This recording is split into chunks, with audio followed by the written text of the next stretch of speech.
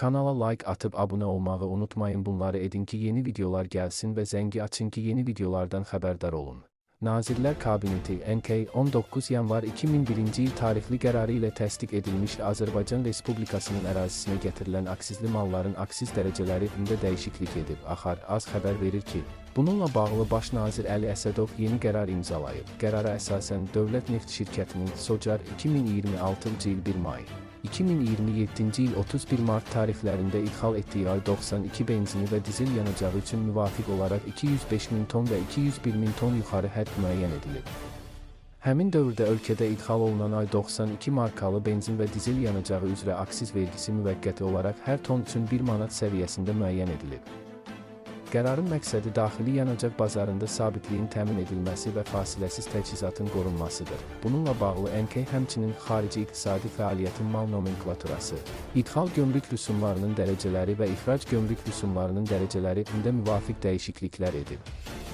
Cari ilin yanvar-mart aylarında Azərbaycan və Almaniya arasında ticarət əməliyyatlarının həcmi 295,2 milyon ABŞ dolları təşkil edib. Axar az xəbər verir ki, bu barədə Azərbaycanın Dövlət Gömrük Komitəsi məlumat yayıb.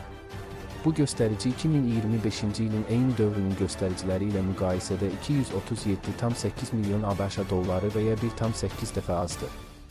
Hesabat dövründə Almaniya ilə ticarət dövriyyəsinin Azərbaycanın ümumi ticarət dövriyyəsindəki payı 3,14% təşkil edib. Cari ilin yanvar-mart aylarında Azərbaycandan Almaniyaya 142,1 milyon ABŞ dolları dəyərində məhsul ixracı qeydə alınıb. Bu, ötən ilin eyni dövrü ilə müqayisədə 1 milyon ABŞ dolları və ya təxminən 2 dəfə azdır. Hesabat dövründə Azərbaycan Almaniyadan 153,1 milyon ABŞ dolları dəyərində idxal əməliyyatı həyata keçirib ki, bu da 2025 ilin eyni dövrü ilə müqayisədə 91,7 milyon ABŞ dolları və ya 1,6 dolları azdır. Qeyd edək ki, cari ilin yanvar-mart aylarında Azərbaycan xarici ölkələrlə 9,407 milyard ABŞ dolları həcmində ticarət əməliyyatları aparıb.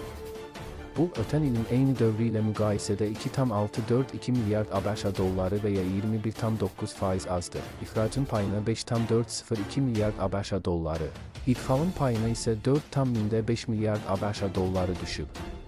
Son bir ildə ixrac 984 milyon ABŞ dolları və ya 15,4%, idxal isə 1,658 milyard ABŞ dolları və ya 29,3% azalıb. Nəticədə xarici ticarətdə 1,398 milyard ABŞ dolları məbləğində müsbət saldo formalaşıb ki, bu da ötən illə müqayisədə 675 milyon ABŞ dolları və ya 1,9 dəfə çoxdur. 2026 ilin istehsalat təqviminə əsasən may ayında Azərbaycanda qeyri-iş günlərinin sayı digər aylarla müqayisədə daha çox olacaq. Axar az xəbər verir ki, 9 mayın faşizm üzərində qələbə günü, şənbə gününə düşməsi səbəbindən Əmək Məcəlləsinə uyğun olaraq 11 may bazar ertəsi də qeyri-iş günü elan ediləcək. Bununla da 9, 10 və 11 may tarixləri ardıcıl istirahət günləri olacaq. Eyni zamanda mart ayında olduğu kimi mayda da 2 bayram, Qurban Bayramı 27, 28 may tarixləri və Müstəqillik günü 28 may eyni dövrə təsadüf edir. Bu səbəbdən 29 mayda qeyri-iş günü sayılacaq. Beləliklə 27, 28, 29 may tarixləri ilə yanaşı 30 və 31 may həftə sonu da istirahət günləri olacaq. Nəticədə may ayında şənbə-bazar günləri də daxil olmaqla ümumilikdə 14 gün qeyri-iş günü olacaq.